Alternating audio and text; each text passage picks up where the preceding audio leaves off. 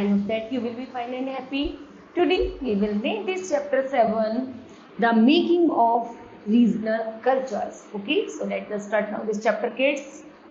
Culture in the medieval period flourish back. जैसे जैसे हमारी संस्कृति उभरती जाती है वैसे वैसे हमारा धर्म और देश भी बनता जाता है।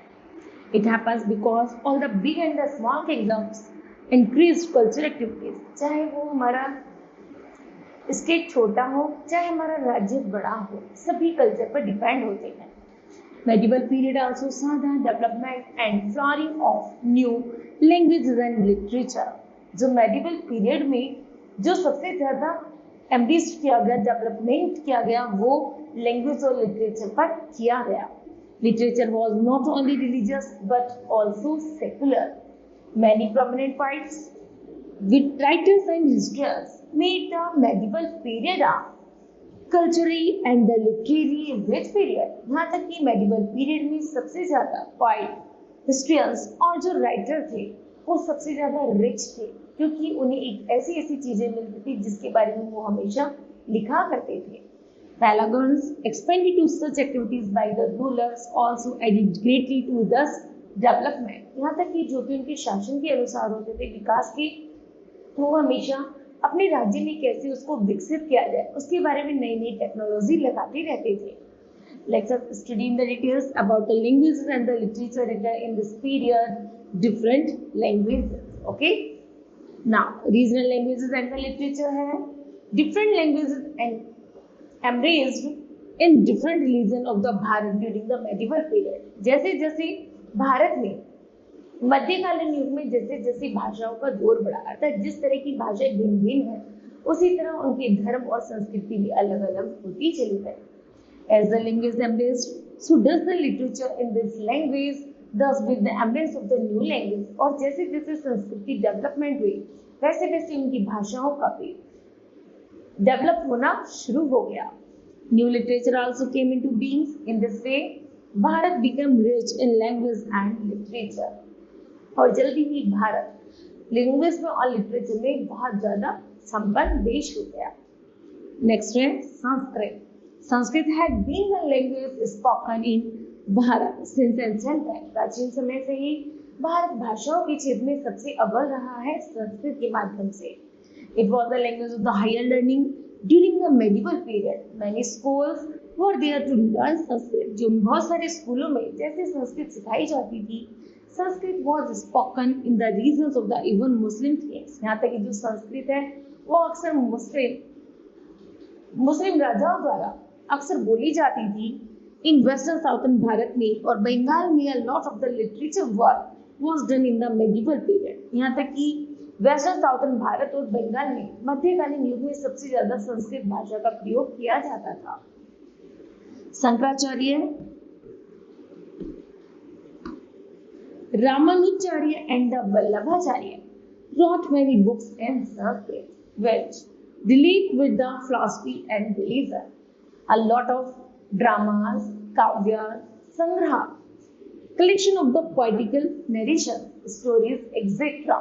were also written in Sanskrit languages। क्योंकि उन्होंने बहुत सारी संस्कृत भाषाओं का रिटर्न में अध्ययन किया। Many books in Sanskrit were written on Hindu laws, धर्मशास्त्र between 12th and the 16th century, for example। Okay?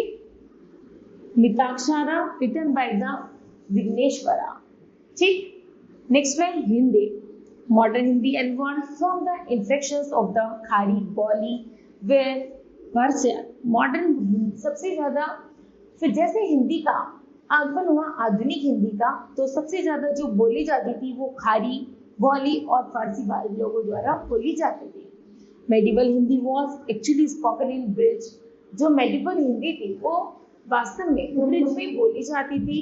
The neighbourhood of the Mathura, और in the court of Akbar, Akbar के दरबार में a Mughal noble named Abdul Rahman Khane Khan wrote poetry in Hindi. उन्होंने बहुत सारी Hindi poetry का लिखा। He encrypted the Persian ideas and the thoughts in the poems। उन्होंने अपनी पोएम्स में इतने महान विचारों को डाला है, बहुत उन्होंने अपनी पोएम्स में, कविताओं में बहुत सारी ग्रेट थॉट्स और आइडियाज को डाला है। Composed in Hindi language mean even today his poetry is a part of Hindi textbook of the every school in Bharat. जिस तरह भारत की प्रत्येक टेक्स्ट हिंदी टेक्स्ट बुक में इन कविताओं का संग्रह है. He is popular called रहीम. यहाँ तक कि वह रहीम की दोहों के नाम से विख्यात है. His verses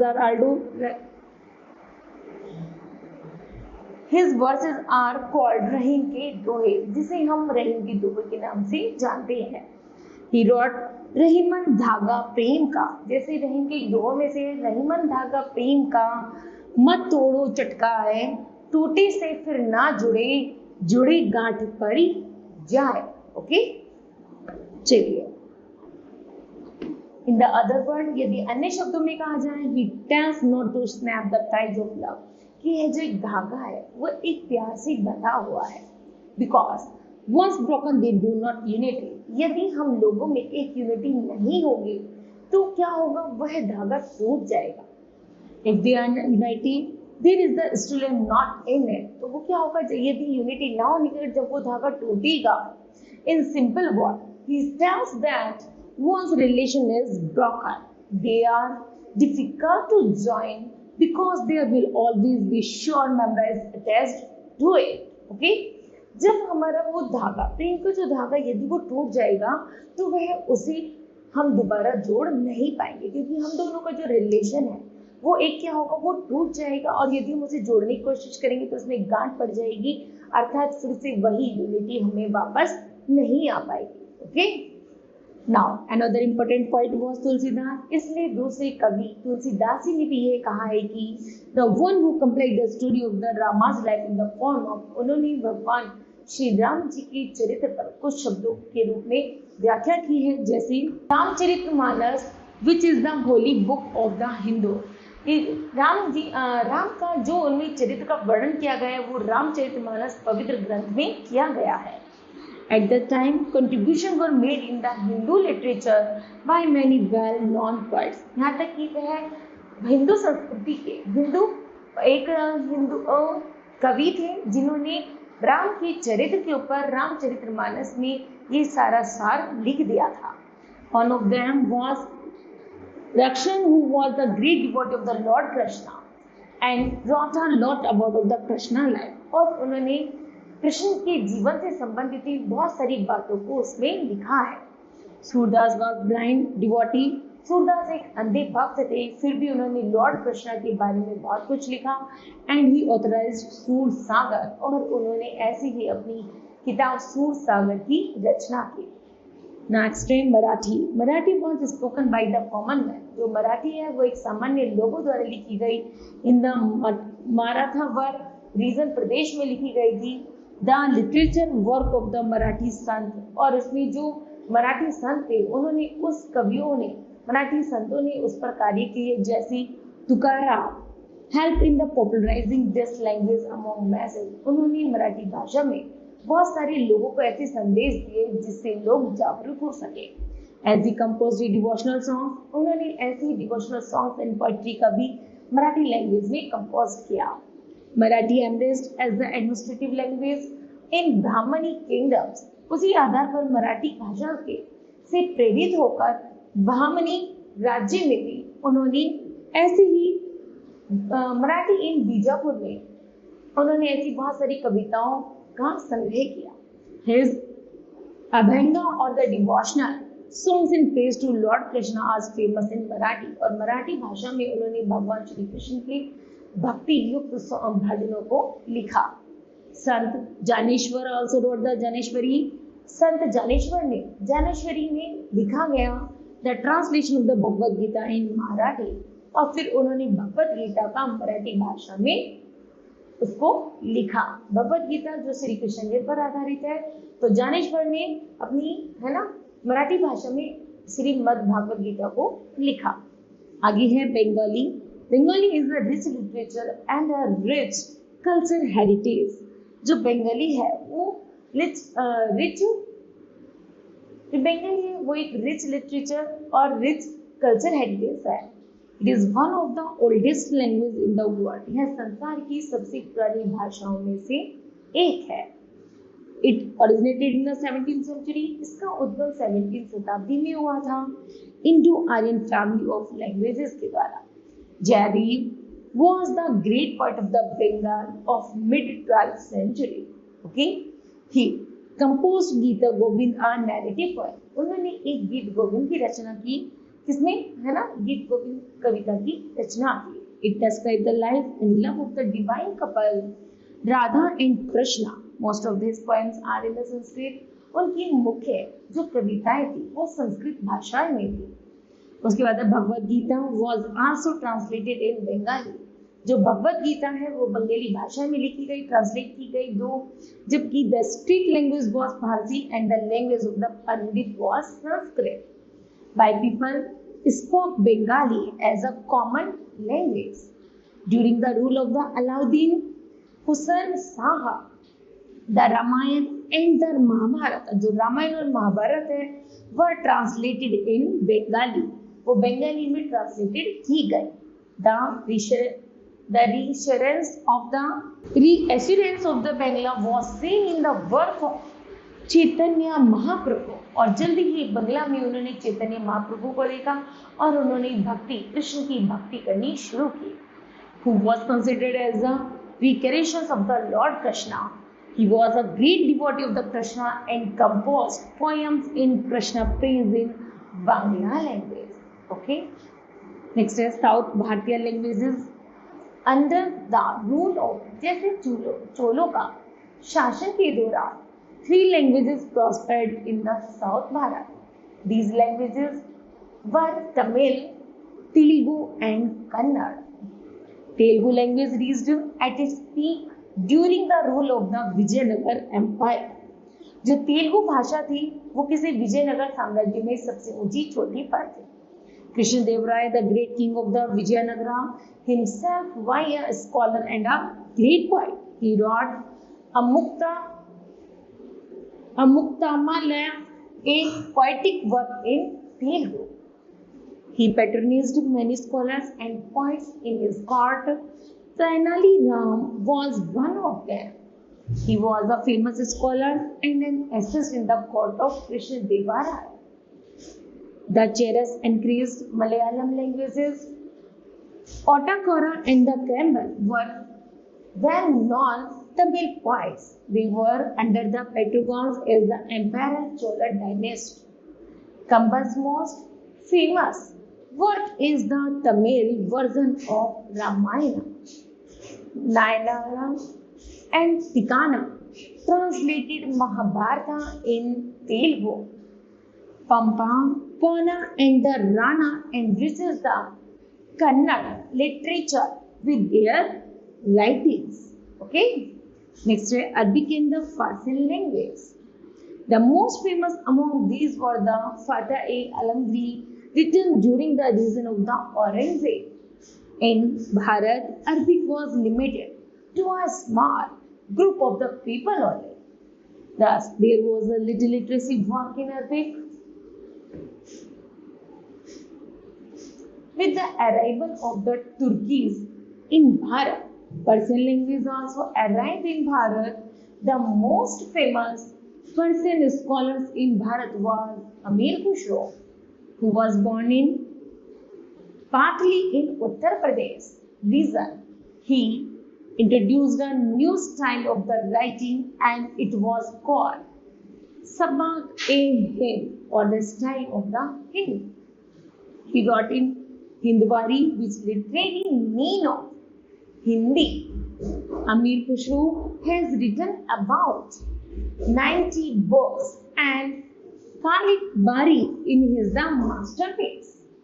The Turks adopted Persian language as the language for the administration in Bharat. With the introduction of the Persian and the Arabic scripts, a new language took born in Bharat.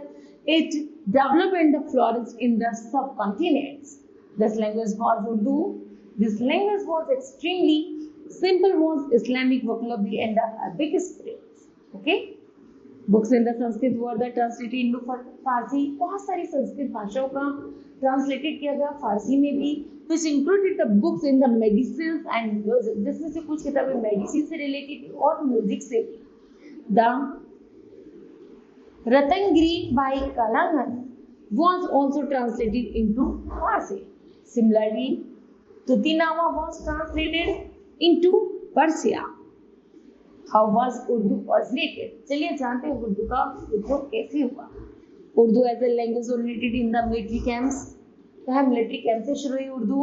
Urdu emerged as a link language. Urdu एक ऐसी link language है. It was spoken and understood by a large number of the population, जिसे अधिक से अधिक लोगों द्वारा समझा और बोला जाता था.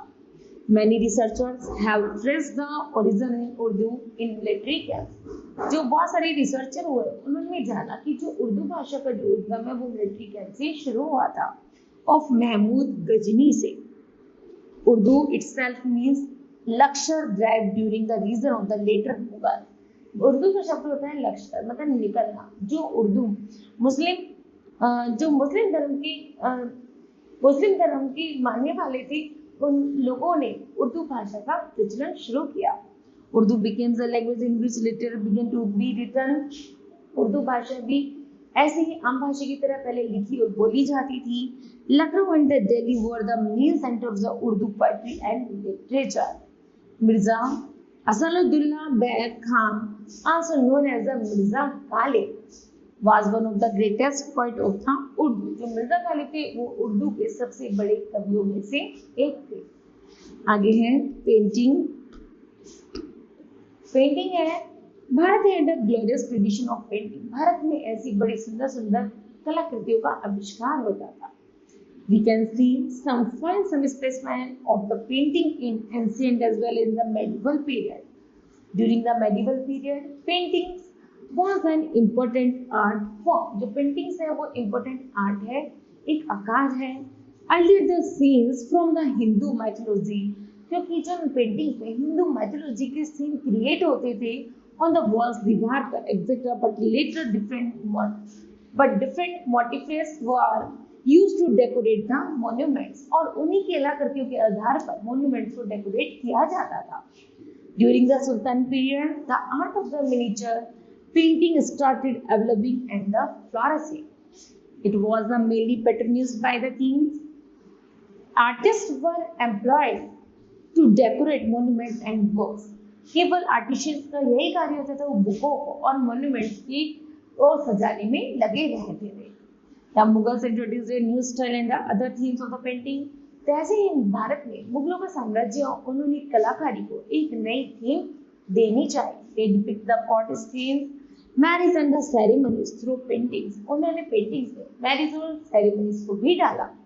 They added vibrant colors of the painting. और कलर और पेंटिंग को एक बड़े सुंदर रंग बिरंगे चित्रों में बना दिया.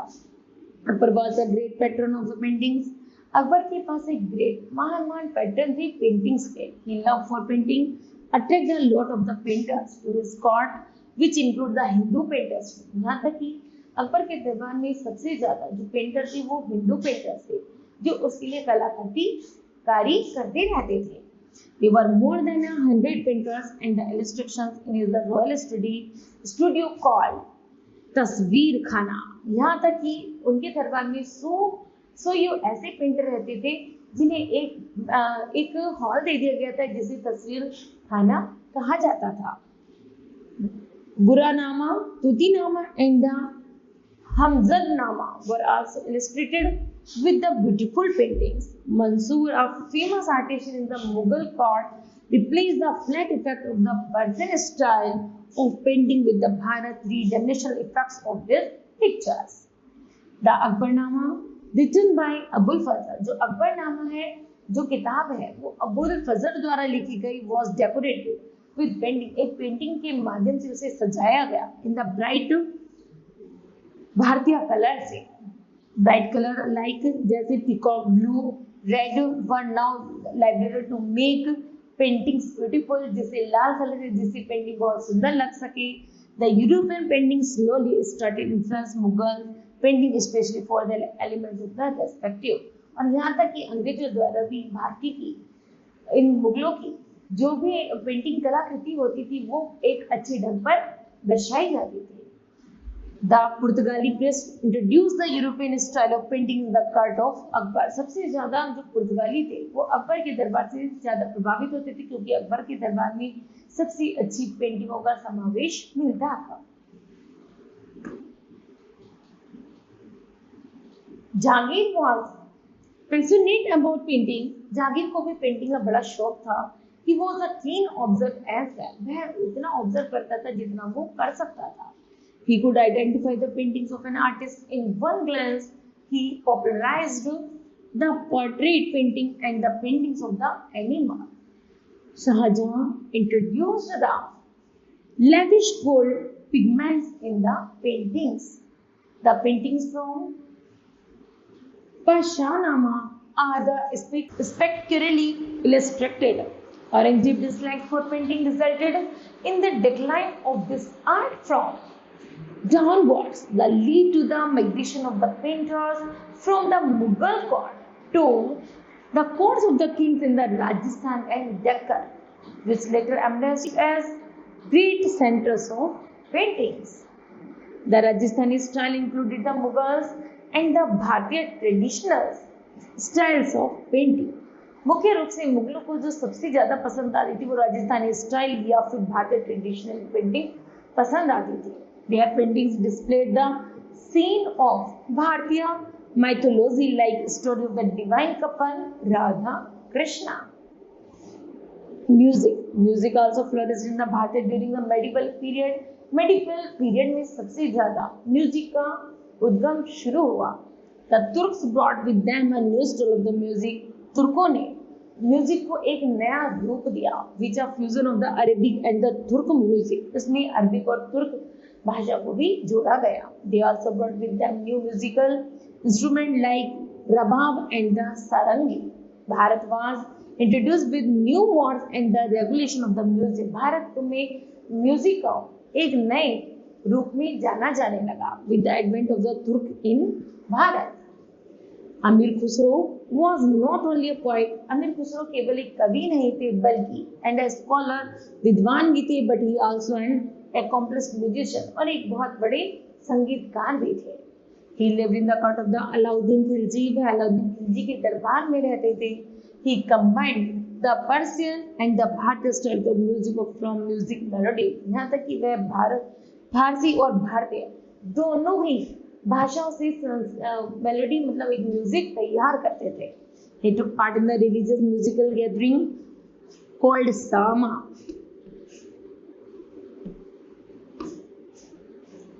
which was originated by the Sufi Sultan Nizamuddin Aulai. He introduced many Persian Arabic rites like Gora, Sana, and the Aima in the Bharat. Amir Khusro invented the sitara. Due to his expertise in music, he was accorded the title of Nayak, or master of the both theory and the practice of music. The Mughals patronized music like other art forms. Akbar included Tansen of the Gwalior in their Navratrangas. Mian Tansen produced many new rites like Raga, Darbari, and the Raga Deepak. In words of the Abul Fazl, who wrote the biography of Akbar, a musician like Tansen had not been heard in the Bharat for the last 1,000 years. Jahangir and the Shahjahan were also very fond of music. Jahangir और शाहजहां को भी music का बहुत शौक था। They employed new musicians in their court, but they vanished in the court of the Aurangzeb, who did not like music. लेकिन औरंगजेब के दरबार में एक संगीतकार को परमिशन नहीं दी क्योंकि उन्हें म्यूजिक पसंद नहीं था। But he allowed the use of the musical instrument in his court. लेकिन उनके दरबार में म्यूजिकल इंस्ट्रूमेंट की अनुमति थी। He himself was an accomplished Veena player, क्योंकि वह अपने आप में एक वीणा वादक थे। The later generation of Mughals increased music in their courts. Firoz Shah Tughlaq was also a great lover of music. He even got the Bharatiya classical work of music called Raga Darpan, translated into Farsi language. Raga Darpan music का उन्होंने फारसी भाषा में translate किया। Raja Man Singh of Gwalior was very fond of music. राजा मान राजा मान सिंह जो गले के राजा थे उन्हें भी म्यूजिक बहुत पसंद था। Under his support and the encouragement, a new book with all the new musical books introduced by the Muslim rulers with return. This book is called Man Kotuhar in the Kashmir, a distinctive style of the music and world, which was greatly influenced by the Farsi style of music. Next है dance. Temples were the abode of the dance during the medieval period. Many classes forms of the dances involved in the temples. Temples में सबसे ज़्यादा जो classical temple थे उनमें सबसे ज़्यादा नृत्य सबसे ज़्यादा महत्वपूर्ण भूमिका निभाता था। Bharatanatyam involved under the patronage of the Cholas ruler as the temple dance. Bharatanatyam was performed by the female dancer called the Deva Dasis. यहाँ तक कि जो भारतनाट्यम होता था वो मुख्य रूप से महिलाओं द्वारा किया जाता था जिसे देवदासी कहा जाता था। They had sacrificed every materialistic things and have devoted their lives to God. यहाँ तक कि वे अपने हाव भाव से भगवान के प्रति समर्पण या भक्ति को दर्शाती थी। Of the temples में different regional kingdoms saw the evolution of the different dance. यहाँ तक कि different traditions को देखकर वो different डांस किया करती थी। Forms like कथकली, ओडिशा, कुचिपुड़ी और Manipuri. They performed the dance for the god. ये जो डांस किया जाता भगवान के लिए समर्पित होता था during the temple rituals. But later in the 12th century, the dance form began to be performed outside the temples for public and state. और फिर उसके बाद 12th century के बाद ये जो डांस था पहले 12th century से पहले मंदिरों में किया जाता था। 12th century के बाद यह डांस अब स्टेज पर या फिर पब्लिक के लिए भी किया जाने लगा। In North Bharat, Kathak and Gurbi dance from which got this name from the word Katha. Katha means a story. यहाँ तक कि जो डांस दिखाया जाता था वो एक कथा के रूप में दर्शाया जाता था। Because it originated from the devotional creation of the कथाकरी storyteller. जो कथाकरी के storytellers होते थे वो एक कथा के माध्यम से पूरे दृश्य को डांस के माध्यम से दर्शाते थे। Who were associated with temples. Kathak, a traditional dance from an intellect performed in the temples for the praise of the god. तो कथकली डांस होता केवल भगवान के लिए किया जाता था मंदिरों में जो भगवान की प्रशंसा या उनकी भक्ति को दर्शाता था। But later the Mughals introduced Kathak in the दरबार of the बादशाह। यहाँ तक कि मुगलों का जैसे साम्राज्य आया उन्होंने कथकली डांस को अपने साम्राज्य में अपने दरबार में कराना शुरू कर दिया। In this way this devotional dance from the change into the entertainment of the dance. यहाँ तक कि वे जो डांस केवल अब एक मनोरंजन का साधन बन गया। Costumes of the dancers are highly influenced by the Mughal sense of the dressing. यहाँ तक कि मुगलों के द्वारा ही उस डांस की जो ड्रेसिंग सेंस थी उसको थोड़ा परिवर्तन किया गया। There are two scholars of this dance from which are called the Gharanas. The two Gharanas are the Jaipur Gharana and the Lucknow Gharana. The last Nawab of the Awadh, Nawab Wajid Ali Shah, was the great patron of this dance form. Next है Bengal. एक case history. Bengal has a very rich culture heritage. जो बंगाल है वो भी एक rich culture heritage है। It had been the major center for art and literature. The dance, literature, music, language of Bengal are well known all over the world. Bengal has a variety of the monuments which were built during different rules. Some of the famous monuments of the medieval period are the Adina Masjid, Daki Darwaja, Kotwali Darwaja and the five temples. Five temples में जैसे तांतीपरा, दारसबरी, चमकाती, छोटा सोना and the Barasona. Many temples were built in the Bengal. Most of which were built with bricks and decorated with terracotta. Most of the building was having four roofs moving up to coverage at the point. Bishanpur has many such temples. The Rasmanchar Jor Bangla and Radha Shyam temples are good examples of these forms of architecture. The walls of these temples are finely decorated with terracotta tiles and depict the scenes from the epics. Bengali language is spoken in Bengal, which developed as a regional culture languages.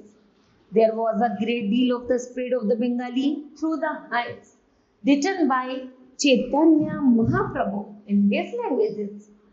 It has many words of the Sanskrit as it derives from the Sanskrit language. As Bengali had been under the rules of the Turks, so many words of the Bangla language are from the Persian language. Next, the Ramayana and the Mahabharata were translated into Bengali. It was done on the order of the Alauddin Hussain Shah. The Bhagavad Purana was also translated into Bengali by the famous poet Maladhar Basu. There are the three mainstreams of the Bengali culture: folk, modern, and classical. Folk music is basically based in the rural Bangla and has been sung by the village singers over the centuries. The traditional musical instruments of the Bengal are iktara, dotara, and the gungur, dhol, mandira, behala, and the basi. There had been old age folk drama called Jatra, which is listened even today by the people in Bangladesh. Tripura and the West Bengal were more best known for music of the Bengal is ball singing, which is sung by a special set. This music is influenced by the Bhakti movement and Sufis. The devotional music started by the Chaitanya Mahaprabhu called Kirtan is still very popular in Bengal. Okay? Now kids, this chapter will be completed. I hope that you understood that. Thank you. Have a nice day.